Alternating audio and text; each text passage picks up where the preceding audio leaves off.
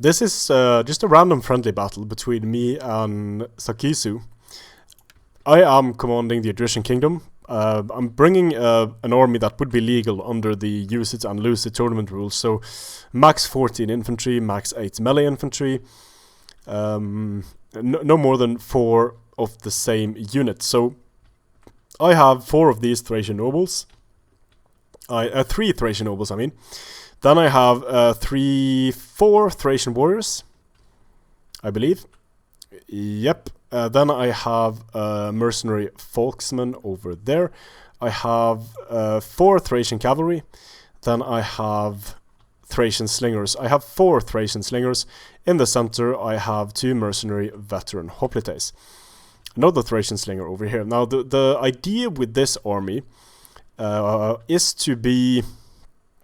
Everything needs to work together. I also have 2 Thracian horse only. Okay. And I'm playing against Pontus, so I have to be prepared for a chariot, and there is indeed a chariot. I also have to prepare for a lot of enemy melee units.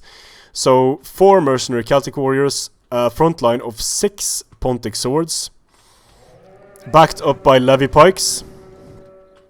And there are Chariots on the flanks, together with noble blood cavalry. And here is the chariot. So once again, I am deploying spaghetti, but this time I have a line of skirmishers, I have 1 mercenary folks, I have Thracian warriors, and then I have my Thracian nobles. So there are actually 5 lines of infantry here in the center. And on the flanks, I want these flanks to work sort of as self-contained units, self-contained army groups, where I can take the engagement with my Thracian horsemen, then I can support with Thracian warriors. But I see the way he's deployed his flanks, I won't be able to do that too well, because he has 2 mercenary Celtics and a Chariots here. So if his noble blood engages my Thracian horsemen, Celtics are going to be able to do a lot of damage to Thracian warriors with precursors. So what I'm going to do, I'm going to contract my formation, create it more narrow. And this is one case where going as wide as possible isn't the best option, and that's because I lack precursors on my unit. I do not have a single unit with precursors. So my Thracian slingers, firing a bit. You can see that I'm focusing on the Pontic sword general. I really want to kill this guy. I won't be able to do it too quickly though. I'm not worried about the pike support here at all. So I've contracted my formation. Now the units are able to support each other fairly well. We have a Pontic sword unit coming up here. And let's just put this in slow motion to see what happens. The mercenary veteran hoplites engage the Pontic swords. They're going to have no problems dealing with Pontic swords on the charge. They're going to do exceedingly well. So now the center is held. I'm tying down multiple units in the center. Over here, my Thracian warriors haven't charged yet. I want to get a few javelin volleys off. And I thought I got the charge here, but it turns out I didn't give the charge orders here with my Thracian warriors. So that's a bit of a problem. I got the charge over here, and they are doing a lot of damage to the Pontic swords. I just want to hold the flanks for a second here, while getting my Thracian horsemen in and tying down a lot of units. So you can see I've shifted my units around. Now I want to support with Thracian nobles. I sent the Thracian warriors off to the side, and now I want to support this fight with Thracian nobles, keep my Thracian horsemen in the fight there for as long as possible. And since I didn't get the charge with my Thracian warriors, I have to send in my Thracian nobles to finish off these Pontic swords. Now, since the pikes are usually in the center, mercenary veteran hoplites actually do a great job against pikes frontally. So just putting them in phalanx and holding off here allows me to fire for longer with my Thracian slingers. Same thing over here, using single units to tie down multiple enemy units. And here come the Thracian nobles, back to normal speed. The kills they get in this engagement should be very, very nice. Yeah, they're causing a lot of damage in this blob. So I can send my Thracian cavalry round to fire on the enemy cavalry. My Thracian warriors are actually losing here to Pontic swords. But now comes the chariot. I've been firing on the chariot with the slingers for quite some time. So the chariot is going to go straight through the slingers. It's going to take fire in the process, but it's going straight for my general. This is bad. So I'm going to charge I'm going to charge the scythe chariots with my general. My general being in spaghetti means that he won't take too much damage. And look at what happens to the scythe chariots once they start going through my general, and once I start charging them with these Thracian warriors. I don't have any precursors, but the charge from my Thracian warriors and the charge from my Thracian nobles. I did lose a lot of Thracian nobles, but look at what happens to the chariot. It's losing men rapidly. The slingers are firing. It's coming back to get here, but it's also taking fire from the Chariots, and now the chariot is just gone. The chariot is dead. It charges my general, it charges the Thracian warriors, but I was able to defeat it with just these 2 melee units. Now the Chariots are very nicely on the side, firing into my cavalry, and doing a lot of damage there. Thracian nobles doing well against noble bloods. And over here as well, these Thracian nobles have killed a lot of enemy units. They essentially salvaged this flank for me, single-handedly. The Thracian warriors able to win here, finally. That was actually a second unit that I sent in. So getting the charge against the Pontic Sword General, you can see how much damage I took from precursors there. And the mercenary veteran hoplites are still alive. They're still holding in the center against multiple units and against levy pikes. It's more of a testament to how poor levy pikes and Pontic swords are than a testament to how great the mercenary veteran hoplites are. But the mercenary veteran hoplites are pretty good. The Thracian nobles here are fighting up against multiple units. I had to use headhunt because they were losing. Getting shot by the Chariots, not a good time now. Sending in the Thracian warriors against the blob. But the Thracian nobles over here have cleaned house. 184 kills. I don't want these Chariots to be able to finish off my Thracian nobles, so I'm going to give these guys a little volley and a rear charge together with a frontal charge from the Thracian nobles, and that's going to be enough to finish off the Chariots very, very rapidly. So I've lost the center quite heavily, but this army is really all about losing the center and delaying, winning on the flanks and getting some of these Thracian nobles in to cause havoc, then having units available for late game. So the enemy general is dead. I was able to support with the mercenary veteran hoplites and the Thracian warriors. And now Pontus is in a bit of a rough spot, because Pontus lost on both flanks here, sending in the noble blood cavalry against my slingers, but they're getting charged by Thracian cavalry. So the noble blood cavalry is stopped. I have to be a bit careful about these Chariots. It looks like they are out of ammunition, but it gives me the time to put away my slingers. My general is fine. So the only unit that I'm worried about now is the unit of noble blood cavalry. I have to kill this unit of noble blood cavalry. I still have Thracian cavalry here that I can send in to support. I pull out one unit, just leave that one unit in to hold the noble blood. And sending in once again to get the charge here against the noble blood. It's so important to get that noble blood cavalry unit off the field. Now, I may be overcommitting a bit here, but I sort of take inventory and say, okay, I can deal with the enemy infantry with my infantry. And as long as I keep my skirmishers alive, I'm going to be able to deal with the enemy infantry very, very easily.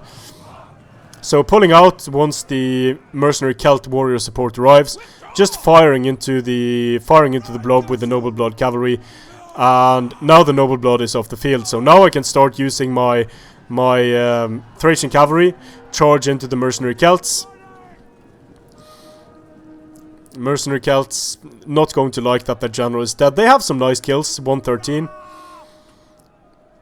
Now I can send in the depleted Thracian warriors on these units. 150 kills on such a cheap unit is quite nice. They don't get the best charge because this formation is disorganized, but they are going to get some more kills.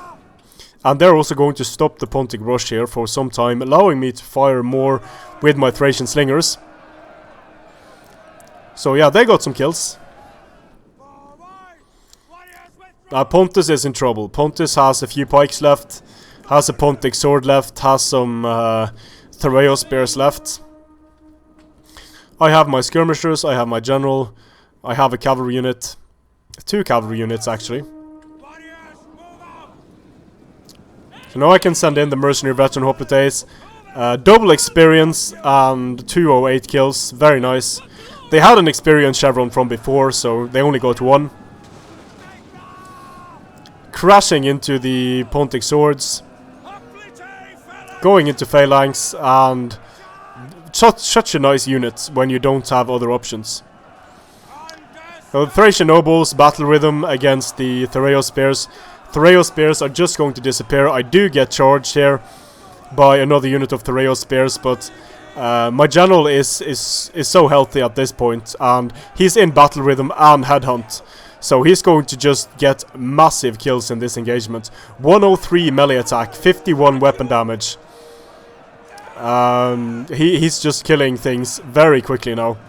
And here comes the rear charge to seal the deal, finish off the Pontic units. So I didn't have too much left. I had my skirmishers left, my general, some other stuff. But yeah, the chariot, even though it got killed very quickly by charging it with Thracian nobles and Thracian warriors, it actually got 185 kills. And you can see overall how poorly the Pontic swords do. Pontic swords, not a great unit, so he brings 7 Pontic swords.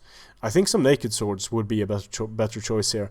The pikes don't do much. The mercenary veteran hoplites just hold so well against units like Pontic swords and pike units. But in this case, it's all about getting the Folks, the Rhomphaia units in, and I only had... Let's see, I only had 8 melee units in this particular battle, and 1, 2, 3, 4, 5, 6, 7, 8, 9, 10, 11 melee units for Pontus. But getting these Thracian horse in, forcing engagements, and then getting in the Rhomphaia units, just so essential for the Odrysian Kingdom. And also, because you're going to be losing your units very quickly, it's nice to have these units available for the late game. So the Thracian cavalry didn't do too much in this battle, but they were important in getting rail charges off and such. But the main reason why this didn't end in a horrible defeat, I think, was the mercenary veteran hoplites holding off so many units in the center, allowing these units to do what they do best on the flanks, and of course getting the side chariots, because the chariot is a problem. I can't stop it with my cavalry, I can't stop it with some javelin volleys, but the issue with javelins is that since they aim for the center of the unit and they have short range, some of the time they won't even fire at chariots and they'll miss quite a lot. So instead I used my Thracian slingers and just sort of baited the chariot into my center, where I knew a charge from Thracian nobles. Thracian nobles have such a high charge bonus that it's enough that they touch the chariot and it's just going to fall apart. That's one of the few infantry units you can charge a chariot with, and if the chariot stops even for a split second, the chariot is going to start taking casualties. So it could have ended really badly, I think, if I didn't give attack orders on the side chariots. That is super, super important.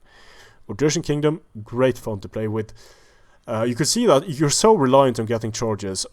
Since I was microing both the central engagement and the engagements on the right flank, I actually messed up the engagement on the left flank. But having multiple lines of infantry allowed me to take that back, lose a few men on this unit, but then support with another unit, which didn't allow the enemy to break through and didn't allow it to be like a complete failure.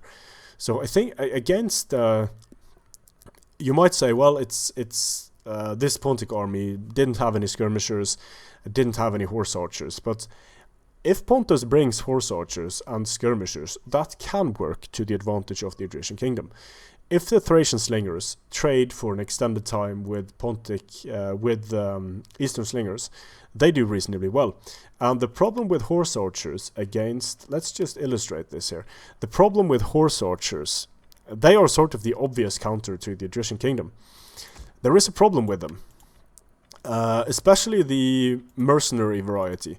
They are a great unit, no doubt about it, but the mercenary Scythian horse archers, they are light missile cavalry. They don't have any armor, they don't have any melee capabilities to speak of.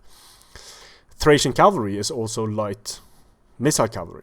So what you can do as the Odrysian Kingdom is you can allow the enemy enemy horse archers to come to you, and then you can just give attack orders with your Thracian cavalry. Just put them in melee mode, and they will run after as quickly as the enemy horse archers. If you're lucky, you're going to be getting few good shots off on them. You have a bit of armor. If you're even luckier, they're going to catch them and destroy them in melee. So it's not that easy to use horse archers against a faction like this, and the same can be said for Suebi, but even more so, because these Germanic scout riders, being very light, are actually faster than the horse archers, so they're going to have an even easier time in catching horse archers. Now, horse archers would necessitate that you play a bit more safely with the Odrysian Kingdom, but still, I think even if the enemy brings horse archers, you will have slingers, you will have the Thracian cavalry to support them. And if Pontus, let's say Pontus brings some eastern slingers instead, these eastern slingers can be not completely neutralized, but certainly made less effective by focus firing some Thracian slingers on them, and by having veteran hoplites in the center that are exceptional at taking skirmish fire. So I think the Odrysian Kingdom, definitely a hard faction to use, but very rewarding when it works and a lot of fun. Strength and more.